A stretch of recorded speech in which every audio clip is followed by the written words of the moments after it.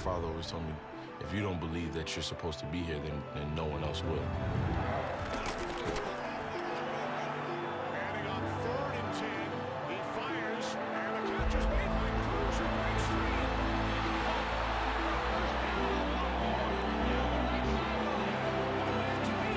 Victor Cruz down the sideline.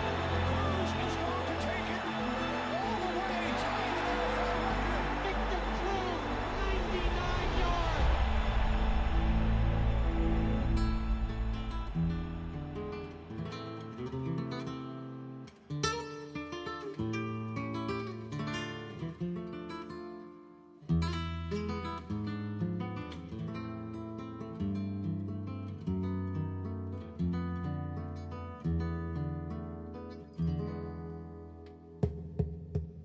Raised in Patterson, New Jersey, Cruz has been outstanding in Giants camp and made a sick catch for the touchdown.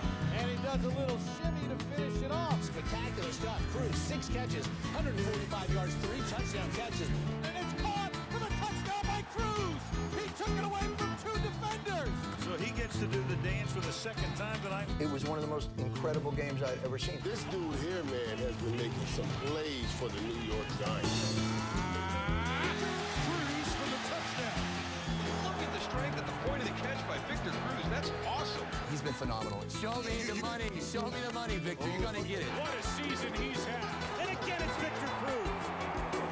Again, Victor Cruz, the star of the night. What do we need anybody for? We got Victor Cruz. One of GQ's most stylish athletes, Giants wide receiver Victor Cruz. Start really entertainment. Ball is coming out next So week. that must be a little bit of pressure to be kind of a sex symbol in the NFL. You're not just a regular dude. Did Madonna have a crush on you? So you would consider doing Dancing with the Stars. Did you ever picture yourself at the Grammys? Victor, how did you become such a fashion icon? Ahora Cruz lanzó su propia línea de ropa. The brother knows He spoke about it. He told you he was going to do it, and then he delivered. It's a guy after my own heart, a receiver of receivers.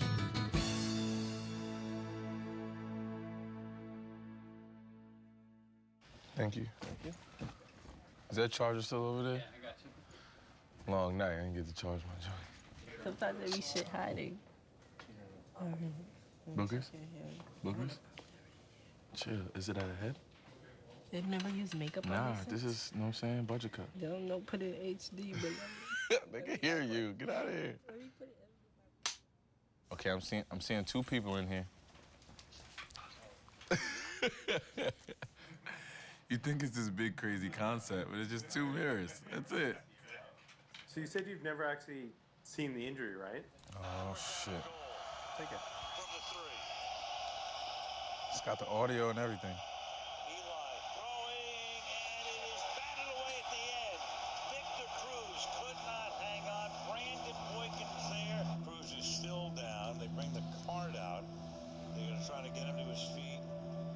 Twisted the right knee. The ball was there. Boykin never got a hand on it, but Cruz, the knee starting to buckle. And so for the Giants, about as bad as it gets right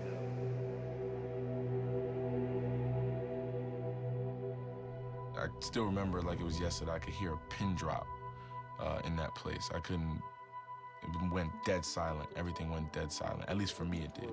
The ultimate sort of sign of respect, not only his teammates crowded around and taking a knee, but also many of the Philadelphia Eagles defensive players out there as well. It almost sounded like 2 bones. It sounded like 2 bones squeaking, and then I heard a pop.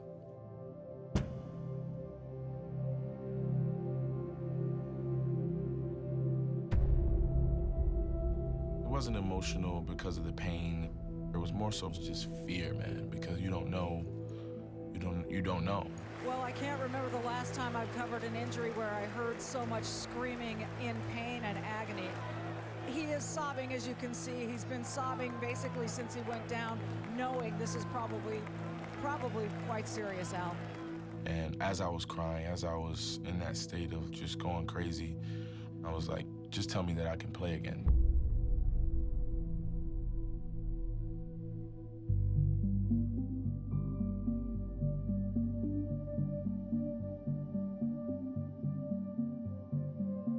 is this. When you see a non-contact injury as severe as what he suffered, which is a torn patella tendon, which, for those of you that are playing at home, let me walk you through that. It's the tendon on the front of the knee. Right. Now, I don't know if that's better for recovery than an MCL, ACL. No, but most people say it's a vicious injury. Just remember, those are ligaments. This is a tendon. Worse. This is worse. It's terrible for the, we wish him well, and he's a good player, he's a good young man. That's the build. That's a season crusher for the Giants, let's be frank.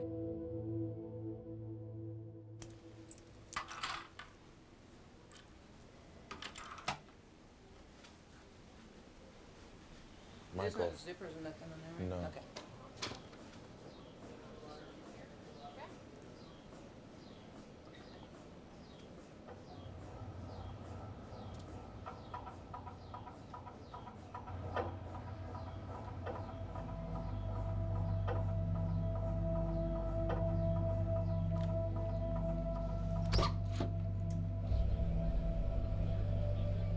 Jaguar boots, it was pretty interesting because Dr. Andrews has his surgical suite.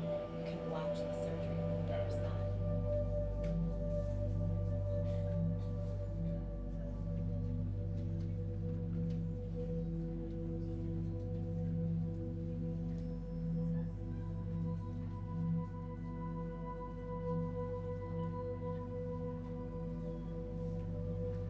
Mr. Cruz? Ready for me?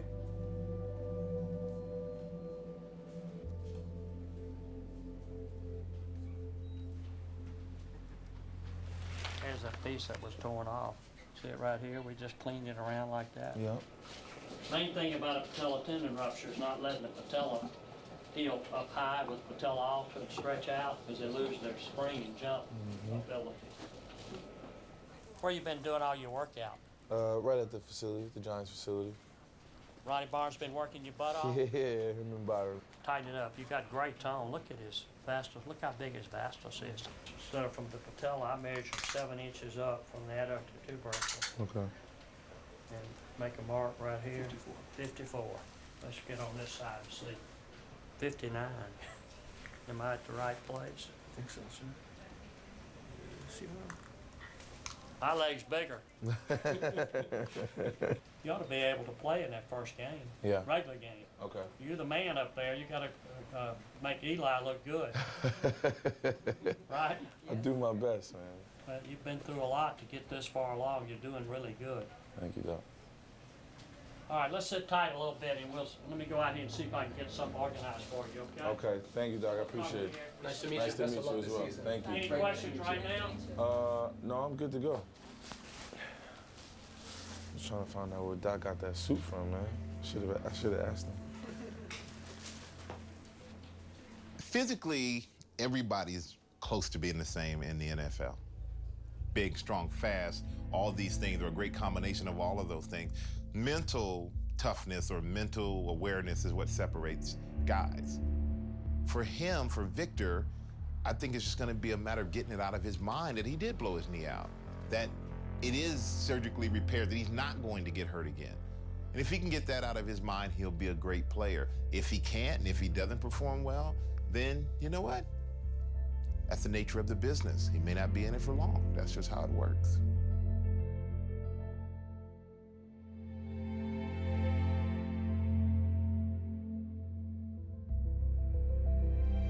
A scale of 1 to 10, I'm probably around a 7. That last leg is connecting the mental to the physical part and believing that you can do what you once did, believing that you can stop on a dime and make a cut, believing that you can run full speed and be better than you were before. What if I'm not the same? What if I'm slower? What if I'm, what if I can't cut the way I want to cut? What if I get replaced halfway through the year? What if they let me go? I think about all those things, and it's tough, man. It's not easy. Especially from a football rehabilitation standpoint, you want to, trick your mind into believing you can do this, because you got to keep reinforcing that in your brain, because if you don't, it'll take you much longer to get back. Drive. Punch. Drive.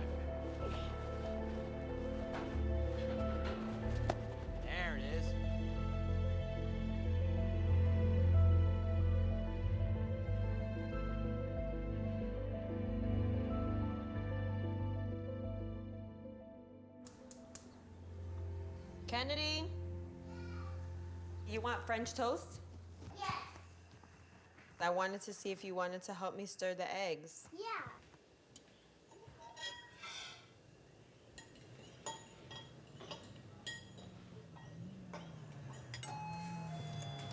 Who is it, Kenny? Daddy. Where are you going? I'm gonna go to... Hi, Daddy.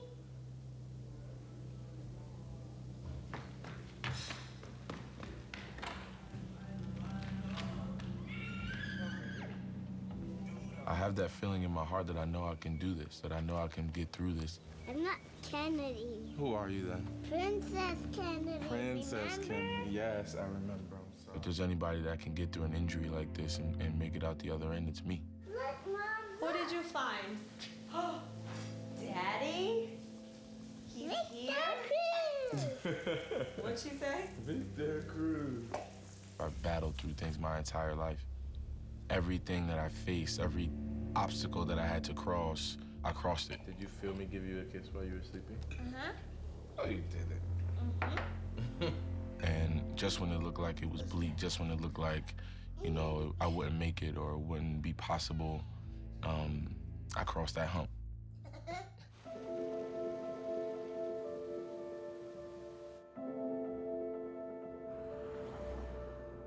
Patterson best put 8.4 square miles, 150,000 plus people, 52 different nationalities, and 77 dialects. I like to call it the most diverse city in the world.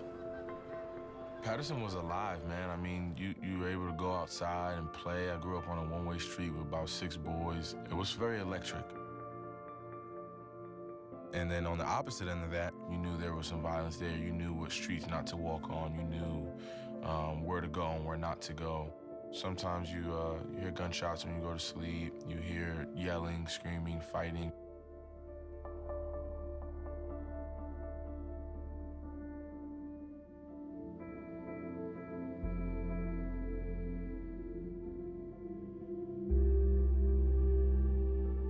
It's always been a blue-collar, tough town.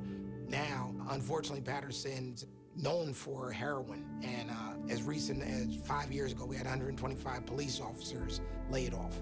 So you combine a challenging public school district with public safety issues, and you have a tough situation.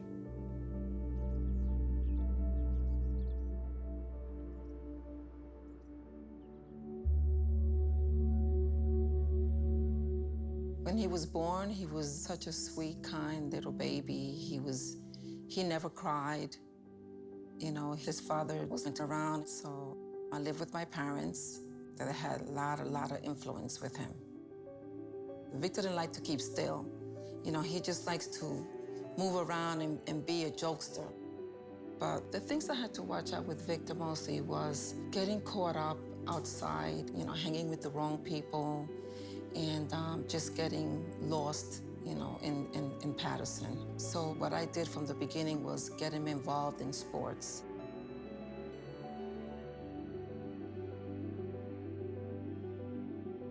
It was like he was a natural athlete. And I believe word got around, you know, about how good Victor was at playing sports. And I don't know, we think that his father didn't want to miss out on that. I was about 7 years old. My mom comes up to me and she goes, your dad's coming to visit you today. And I was like, today? I'm in the window. I didn't know what to expect. I got all these thoughts. I didn't know what to say. What do I say? What is he gonna say? Like, it's funny, I never seen him before, but the car pulled, I'd never seen the car before, nothing, but I just knew, I felt it in my heart like that was him.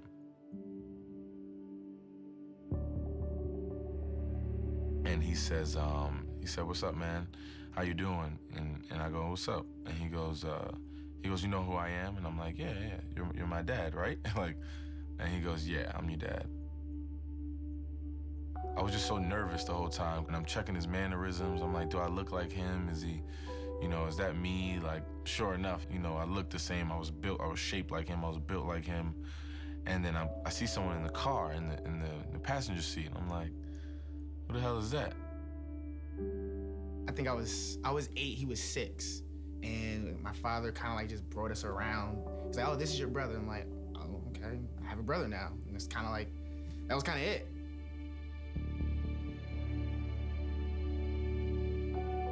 People love my dad. He was a fireman, so he knew everyone. He was always the coolest dude on the block. He had a drop-top Mercedes-Benz, and he'd be driving around with his hat to the back, sunglasses on, no shirt on in the car. Everybody loved him. Everybody knew, oh, that's Mike. Everybody knew Mike. It was either Uncle Mike, Coach Mike, or just Mike. We used to wear his helmet and his fireman helmet, his jacket, and, you know, look in the mirror like we're gonna be daddy one day. He was our superhero. I remember there was a fire literally 2 houses from me, and he was the one who came, ran right into the building, saved the kids, saved numerous people, and put it out. I had Victor involved in sports, but never in football. So his father decided that they were going to form like a football team. And he asked me if Victor could be part of it. And I said, I'm too scared for him to play football, but as long as you watch him and you're responsible for him, I'm okay with it. I'm playing center, literally like snapping the ball. I don't even know like what I'm doing. And I can kind of overhear my dad saying, he was one of the assistant coaches on the team, and he's telling the head coach, Coach Bulldog, he goes, yo man, put him at running back one play and just let's see what happens. Just give him the ball, and if he fumbles and trips on his own feet and falls, then he doesn't have to get the ball again. So they put me at fullback. I get the handoff. Come on, Vic. Come on, Vic. And I don't go up the middle, I bounce to the outside. Come on, Vic. Come on, Vic. I had terrible form, like my arms are flailing. And I hear, Victor Cruz, touchdown. And it's, he was so little, he was running across the field. That moment was exhilarating. I've never scored a touchdown before, and I remember coming to the sideline, and from a distance, I hear my dad, like, jumping up and down and pointing at the head coach, like, I told you. He was like, Vic, he's like, one day, man, I'm gonna watch you on TV. You're gonna be in the NFL. I never asked, like, what took so long. I never asked, like, what the problem was. I never asked, why did you not want me? I never asked any of those things. It was a good feeling just to know that he wanted me around. Where's the ball at? I can't pick shit up like this. Lift it up on top, Malik. Hey, I can't see it. How you zoom in? Put that, Malik. There he is. There he is. Come on, Vic. Come on, Vic. There you go. Vic's senior year was an explosion. I mean, he was all state. I think he had 19 touchdowns.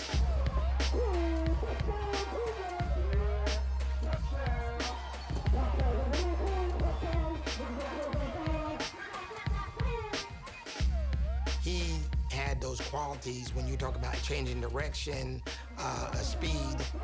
If you could do that, you're probably gonna be a little above average.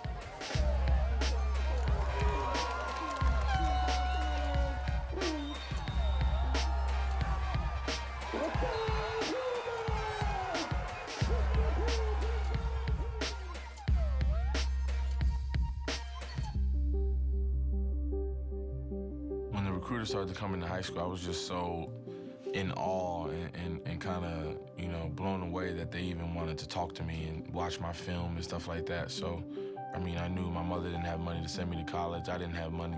So my biggest thing was trying to get my school paid for and get a full scholarship. But standardized tests just weren't for me, man. He couldn't get the score. It was very tough. UMass has a scholarship on the table for him, and, you take the test numerous times. It was a fight.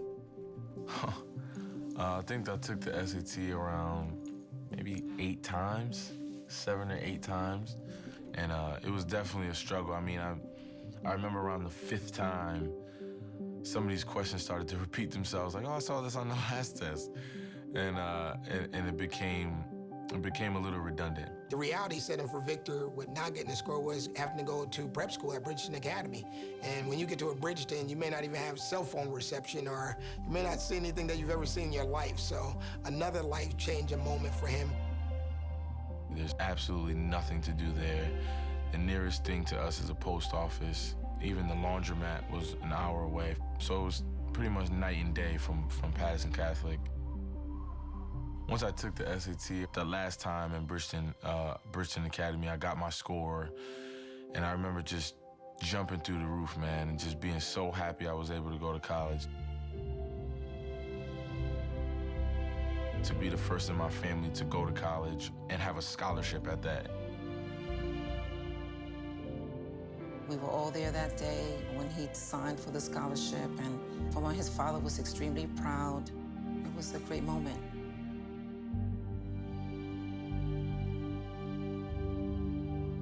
And those collegiate years weren't the easiest either.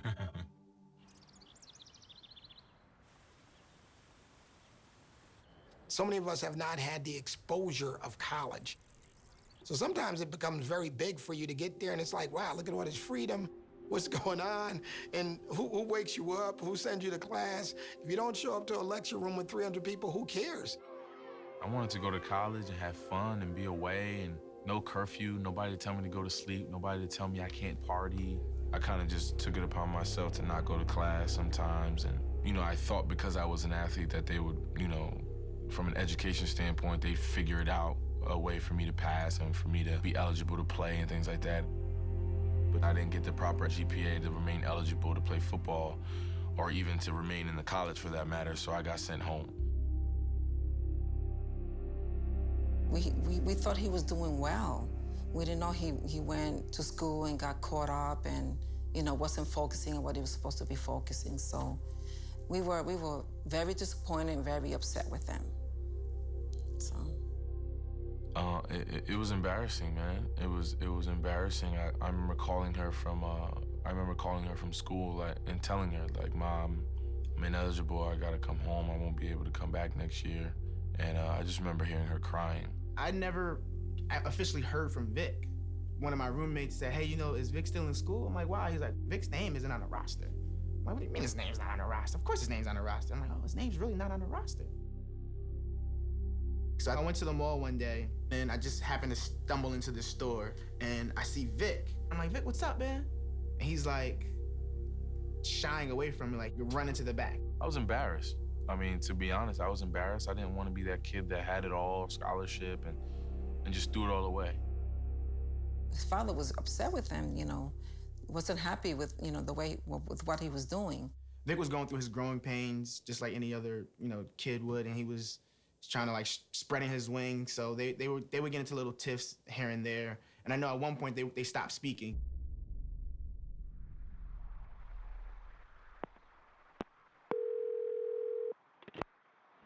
What's your emergency? Hello, 911.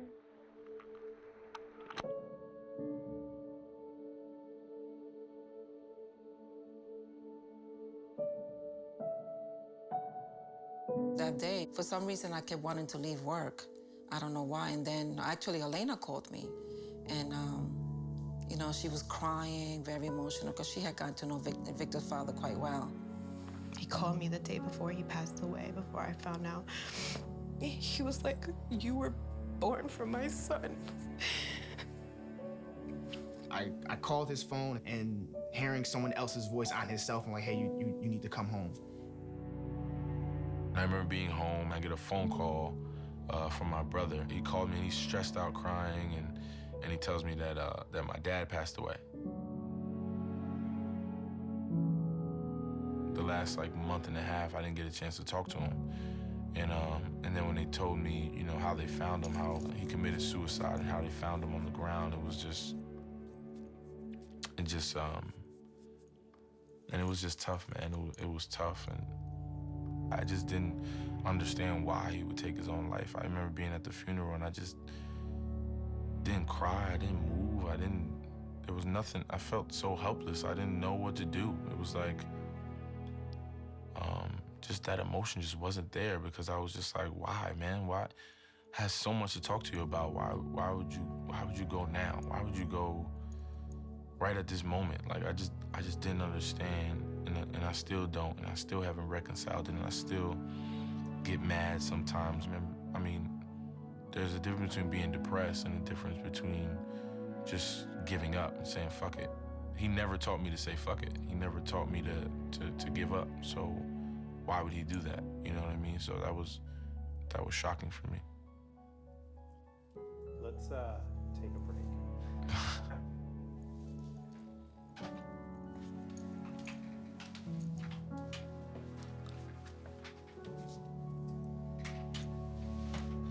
Victor Cruz, Scene Bravo 1, take 2, just like.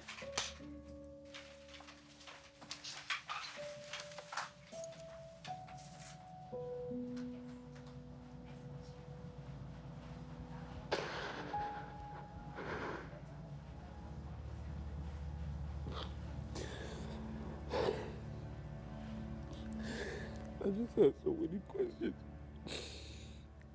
I want to ask him so many questions, but I can't.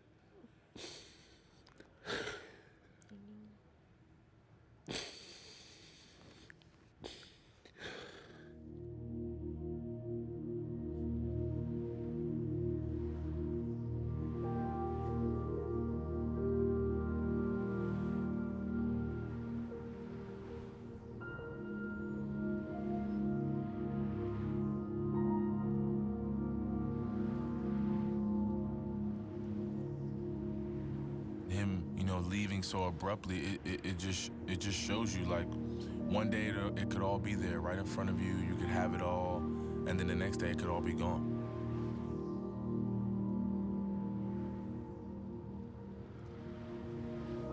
I know how much of, how much I am like my father, even in, the facial expressions I make, and, the way I go about my life, the way, my life has progressed throughout these years is definitely almost identical to my dad. And the way I react to things, the way I act in general is all him. And it's scary because you don't want to end up, it's tough to say, but you don't want to end up down the same path.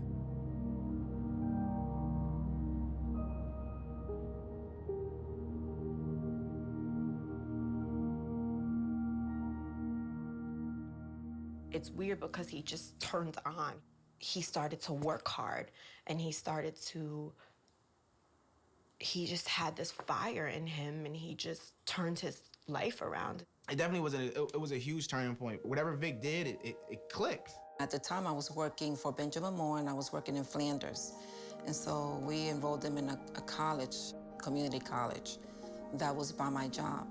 I would have to wake up with her every day, drive to take her to work, and then I would drive her car to the school, do my courses, and sometimes I would have one class, but I had to be there until 5 o'clock because my mother didn't get off work until 5. And so that's what he had to do that whole time, because he needed to get his credits up so that he would be able to go back to UMass. I needed to lead my own life to where I wanted it to be, to where I wanted it to go. And I think that's when I really started to focus in school and focus on my craft, and then football kind of came easy after that. You're watching UMass Football Weekly with Don Brown. It's been a long time coming for wide receiver Victor Cruz, who originally committed to play for UMass all the way back in 2003, but some off-the-field problems kept him off the field for most of the last 3 years, making him a virtual unknown coming into this season. Got back into college, got back into UMass, and I started to just, I could feel my maturity level growing. 2008, however, has been a true coming-out party for Victor, who has become one of the leading wideouts in the nation and Liam Cohen's go-to man. Cruz again, got it, and he's in for the touchdown.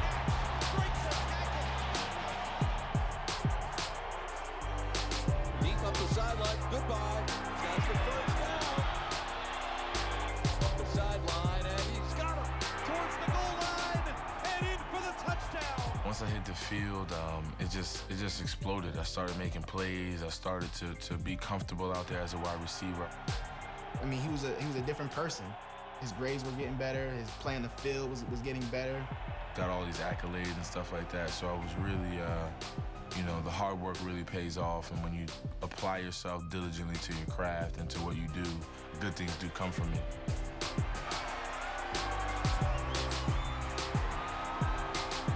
Victor Cruz junior wide receiver for the UMass Minutemen. From Paterson, New Jersey, the 973. He had an electric 2-year run, and he broke a ton of records, but it was kind of like, why aren't they looking at me as well? I had only been playing football for 2 years, so a lot of people didn't even know me. They didn't even know who I was. A lot of guys play from freshman year, all the way through, and I'll get a chance to kind of be in front of those scouts and play a little bit more and do a little bit more year in and year out, and it gives the scouts a longer period of time to kind of make a decision on what type of athlete you are. Some of them were looking at me, but most of them were there for Vladimir Dukas, who was an offensive lineman for us. And this guy was going to be recruited heavy, and I said to myself, well, if you never had a chance, you got a chance now. So in turn, those scouts would come and watch us practice, and they would see me practice, and they would, just naturally being there, they would see me. I found out a couple different websites that rank college guys, and I believe I was like number 241 or something like that. He was running a 4.5. That was never gonna fly in the NFL. He had to run a low 4 or a high 4.4. He had 0% chance of making it. So I signed with an agency called Reliance Sports coming out of college. Pretty much one of the only agencies that were willing to take me. I wanted to get a top-notch combine training and prepare myself 100%. So they funded me to go down to a place called Athletic Edge Performance, and I worked out hard there, really improved my time. And then I had a good kind of pro day thing that goes on at our school, and I shot up to like number 137. When I heard about his pro day, and they were like, he ran a 4.46, he had a 48 vertical jump, I was like, he's gonna get picked up. Someone's gonna pick him up. The 2010 NFL Draft is officially open. With the first pick, the St. Louis Rams select Sam Bradford, quarterback, Oklahoma. It's unbelievable. It's a dream come true, and I can't even begin to express how I feel right now. I watched the draft. I watched every bit of it by myself in my living room. But I mean, this was the first year that the draft was 3 days. And with the 25th pick, the Denver Broncos select Tim Tebow. I'm just so excited. It truly is a blessing. The phone was right there. I made sure the lines of communication were open. I made sure anybody that would call me like, yo, I'm watching the draft, I'll call you back. With the 42nd pick, Rob Gronkowski. This is the greatest moment of my life, man. This is unbelievable. Congratulations. Thank you. Jets select Vladimir. So it was 3 days of just hours of watching this game, watching this draft. The 255th and last pick, the Detroit Lions select Tim Toon, wide receiver, Weber State. Here in the 2010 draft, Mr. Irrelevant has been chosen. Tim Toon, wide receiver. The phone didn't ring until after the draft. My agent called me and he said, so there's a couple teams that want to offer you free agent deals. Making a team, period, is hard. But when you're a draft pick, the economics of the business work in a way that if you're a draft pick, they give you a signing bonus. The team would like to get something out of you for their money. So they're more likely going to keep a guy that they drafted over a guy who is a free agent. So the free agent basically come in and play for food in training camp. I went to the Giant Center and dropped him off, and it was just praying that that they would take him. It was intimidating, man. They had about 8 receivers as well, guys that were just drafted, and it was definitely something that I contemplated, like, will I have a shot here? Will I have a real chance here? How do you feel after your first professional practice? It feels good. I mean, I did a lot of good things. I definitely still have excuse me, I still have a lot of things to learn. So I'm definitely ready. I'm ready to look for the learning curve and just ready to get after it this afternoon. When Victor showed up here in 2010, undrafted, free agent, receiver, did not know anything about him. Probably have 12 receivers every year and maybe 5 make the team. In 2010 and during training camp, I don't know if I threw one pass to Victor Cruz, to be honest. For me and a lot of people, the welcome party for Victor Cruz came in that Jets preseason game. We walked into the stadium. We were late. So I'm like, this is Victor Cruz's mom. And people were like, who? They wouldn't let us through. And I'm sitting on the side like, oh man, when is he gonna get his opportunity? I had to wait till pretty much end of the third quarter to get in and play. Super nervous. I got butterflies in my stomach. Who's number 3? Is that a wideout? And in the very first play, Where the eye back behind Sorgi, who drops back to throw. Lobs one down the left side. What a one-hand catch by a guy who was splashed in air. Victor Cruz for the touchdown. Raised in Patterson, New Jersey, rookie out of UMass. Hell of a play by that kid. for my first NFL catch to be a one-handed touchdown on the sideline, going up the sideline for a touchdown, it was just, you couldn't paint the picture any other way. I see a lot of contact there, but who cares? A one-handed, left-handed catch. The whole time I'm running, I'm like, this can't be real. Like repeating that over and over in my head. I can't believe this. I can't believe this. Sorgi back to Victor Cruz. Back to throw, looks left, lobs one left, he's got Cruz in stride at the 10, 5, touchdown. That time he ran right past Drew Coleman. Sorgi putting it up again for Cruz. And talk about ball skills. Victor Cruz has the ability to find the football when it's in the air. Especially, I got an idea. Let's stay on top of 3. Komar under center, takes the snap, drops back, lobs one, end zone, it's caught, touchdown, and again it's Victor Cruz. He's beaten all the Jets. He's beaten Lowry, he's beaten Drew Coleman. You just see him beat Marquise Cole. This guy's gonna make the football team. Hey, good game, Coach. Hey, I don't know who number 3 is, but holy player, I'm telling you. The feeling when Victor, scored those 3 touchdowns against the Jets was unbelievable, because it's kind of like, he made it. I remember just hearing the loud roar and seeing him go into the end zone. I'm on the sideline smiling from ear to ear, and I'm going crazy. And I remember Victor coming out after the game, and he walks up to me and he's like, "Hey," and I'm like, "Hey," and he's like, "Are you okay?" I was like, "LeBron tweeted you." Did you hear that LeBron James tweeted about you? Did you really? Yeah. Wow, that's crazy. It all felt like destiny. It all felt like things that had to happen. And I think that's when I knew. That's when I kind of was like, okay, now I feel like I belong.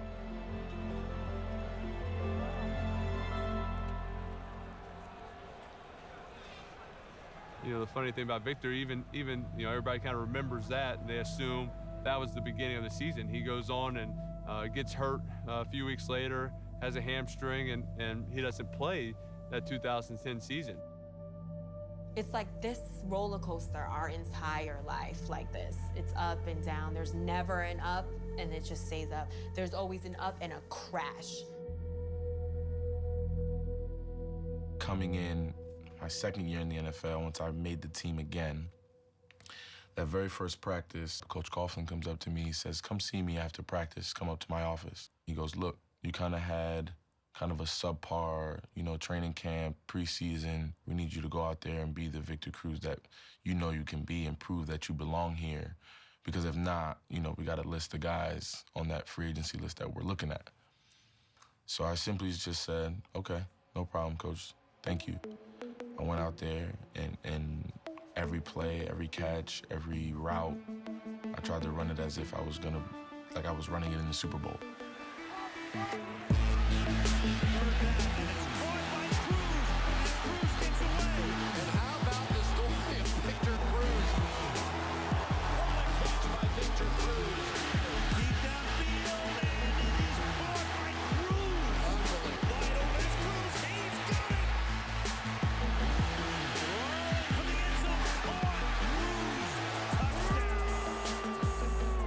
I'm running onto the field and everybody's saying Cruz, and I'm thinking it's Cruz, and I'm looking like, what did I do wrong?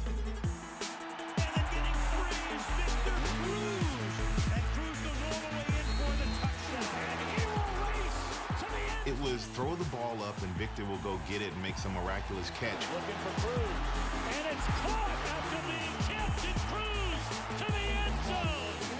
And it's caught for the touchdown by Cruz. And of course, each time he did that, he hit us all with salsa. Throughout the week, my Coach Sullivan, who was my quarterback coach at the time, he goes, "Yo, man, you're making your first start. You got to do something to represent your culture and your heritage." I shake one defender off, and I'm running up the sideline, and I shake another defender, and I'm continuing up the sideline, and then I get to like the 2-yard line, and I'm like, I got to do this damn dance now. And he does a little shimmy to finish it off. He started started doing the salsa. Mind you, I've never really saw him doing much besides with, with my mom at home. A lot of my teammates, they didn't know what it was at first. They was like, wait, what, were you dancing? Like, what was that? I was like, yeah, it's a little bit of salsa, man, in the end zone, because I was feeling myself a little bit.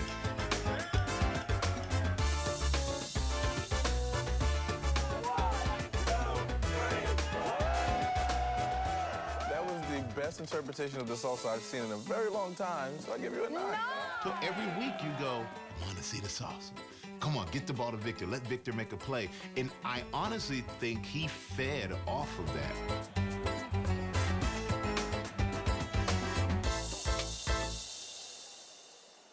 2011, man, was a crazy year, a lot of ups and downs. But once we got into the playoffs, I mean, there was just a silent confidence that we knew we were going to make it through. Live from Candlestick Park is the moment we've all been waiting for. The NFC Championship game as the 49ers and the Giants. The winner goes to Super Bowl 46. I knew that I was going to have a big game in order for us to make it to the Super Bowl. Goes over the middle and finds Cruz. First down, Victor Cruz. Cruz, what a catch. Backpedaling off the left. Victor Cruz, 7 catches, 112 yards. How about the year he has had? Over 1,500 receiving yards. Outside of Eli, I mean, he's one of the main reasons why this squad's where they are. The kick is good. And the Giants are going back to the Super Bowl. It's a dream come true. I'm just happy to be here, man. I'm just happy to have a chance, have an opportunity to play this game. Now I'm going to Super Bowl. Who would have thought it? It's crazy. It's crazy. The run that I was going on that year, all I could think about was Patterson and where I came from and how many kids are seeing this and how many kids are paying attention to this. When we get back from San Francisco and we know they're headed to the Super Bowl, I talked to a couple people and they said, let's do a pep rally for him. And I said, let's do a pep rally for him. Victor Cruz, don't play! Don't lose! Hey, hey, Victor Cruz! And when I walked out that building and I saw the sea of people, it was just like, wow. Vic is a little bigger than, 764 11th Ave. Let's hear a big shout for Victor Cruz.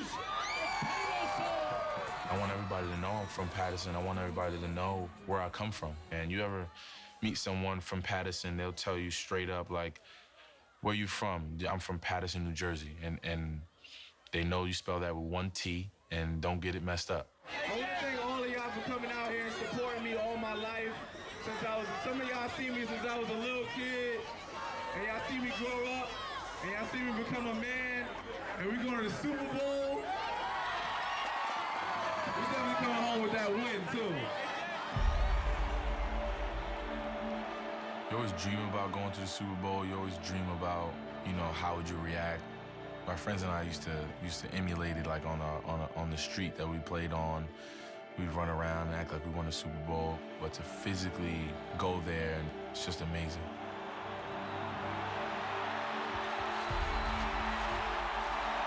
It was just one of those things where you want to take in all those moments and just let it go on Super Bowl Sunday. Just go out there and play and leave nothing behind. That's going to be a first down for Victor Cruz. Clock all the way down to 0, and the pass in the end zone is caught by Victor Cruz for a touchdown.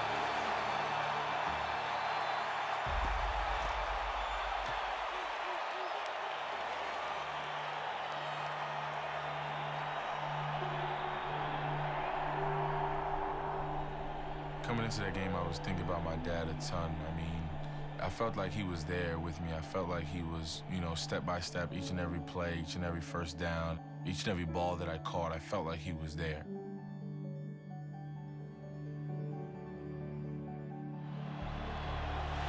Brady takes the snap.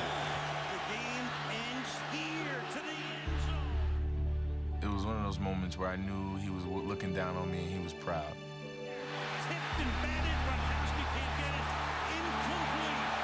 And the New York Giants are the Super Bowl champs in February.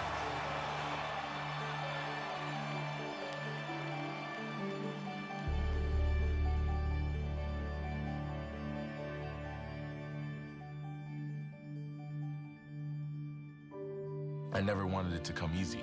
I've always wanted it to be difficult for me, and it's crazy. I never understood why I wanted it that way, but I always wanted that pressure so when I'm holding that trophy, when I'm holding that Lombardi trophy, it's well worth it, and it means even more.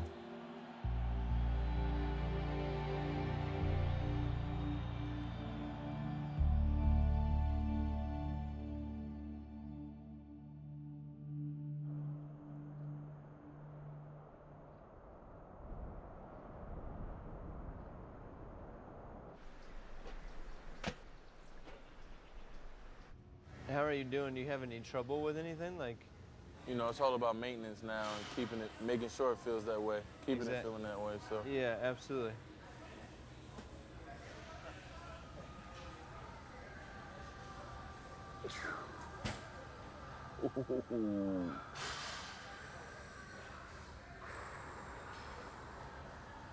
Good. Hips down a little bit. There you go. Like an RDL. Use less low back, bud. Don't arch your back at the end.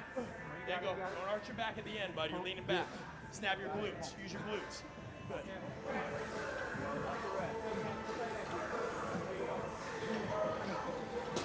Come on. Faster, Victor. Faster. Come on. There we go.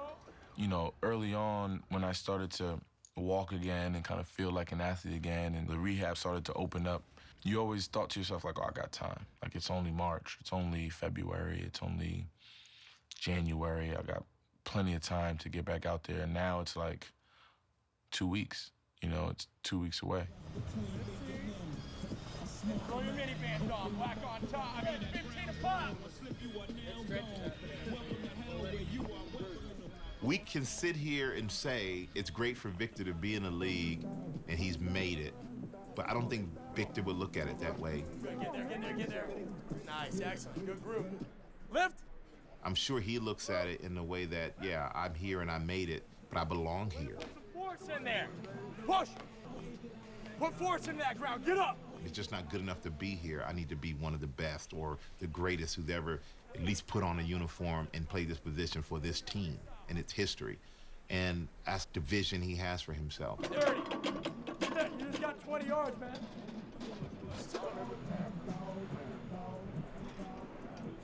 It's a little bit a little scared. I mean, naturally you have to feel scared coming off of an injury, coming back. But it's that fear that kind of drives me. Like every year they're drafting someone that can potentially take your place. Or if they feel like, you know, you're not the guy you once were, they're gonna draft a guy to potentially replace you. And Manning's gonna heave one. Is Beckham right-handed catch? How in the world? Oh my goodness. He is insane. How do you make that? That may be the greatest catch I've ever seen.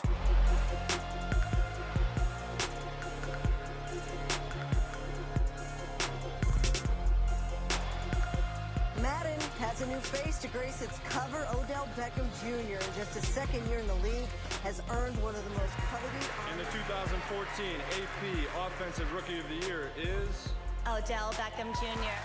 I got to thank the Giants organization, my teammates, Big Brother Vic, who looked out for me all year. Great having you back, Vic. You looking fresh. Looks like you at Foot Locker, too. Anyway, can't wait to take the field with you this year. And take back my life, which you stole. I do not remember Victor being this weird.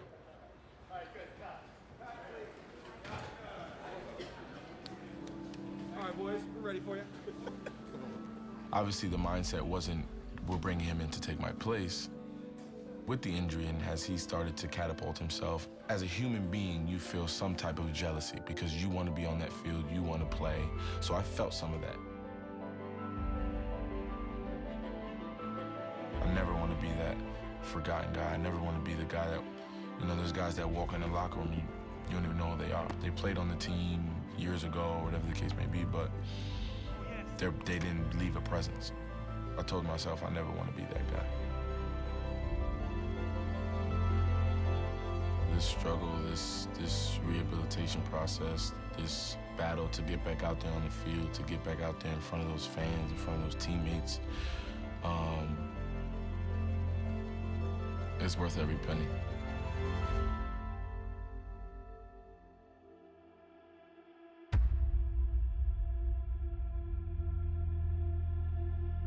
Victor Cruz had been waiting for this moment for nearly a year when he could finally return to a regular season practice with his teammates. But he didn't even make it to the full team drills before he aggravated his calf injury on Wednesday.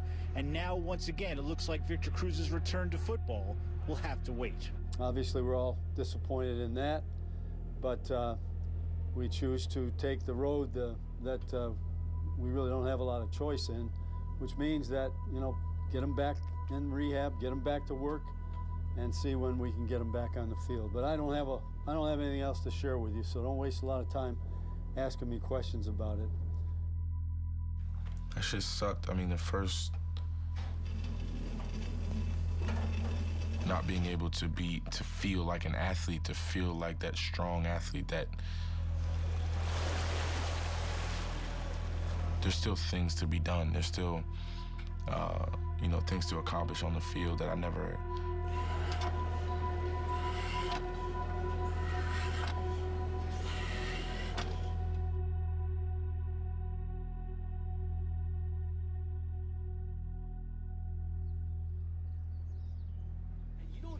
That this latest injury, Victor Cruz, just threatens his debut this weekend. You think it might threaten his season? And not just the season, I think it could possibly threaten his career. Everybody wants this old Victor Cruz to come back, and that was in 2011 when he had over 1,500 yards. But right now, it's 2015, Dan, and right now, he's just not in a position physically where he can go out there and make those plays. Wide open division. I know they're anxious to get him back out on the field there in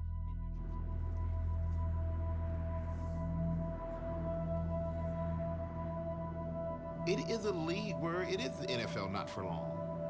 They don't care about your feelings. They owe you nothing. They owed you nothing. If Victor doesn't come back and play well and they get rid of Victor and Victor's career is over, they'll look at it and say, well, we gave him a start. Now it's up to him to figure out the rest of his life.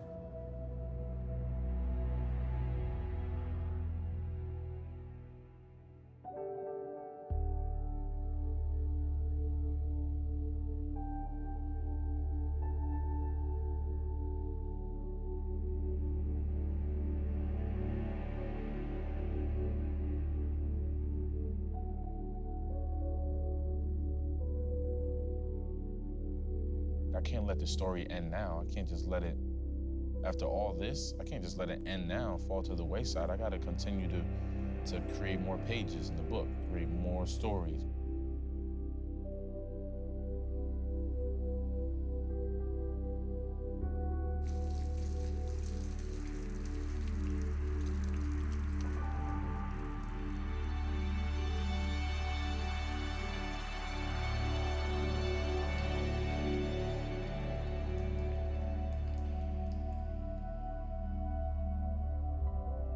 Football is a source of life to me. Football was a way out.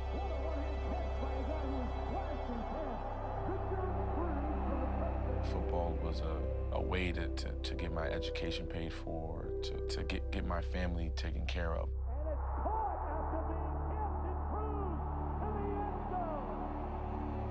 That's what I use football for. That's what football means to me, is a source of life, to do all the things that I ever dreamed of.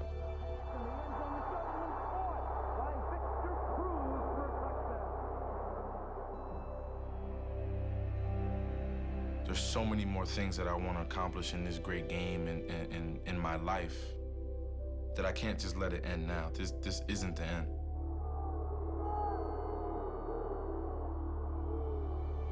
I am giant.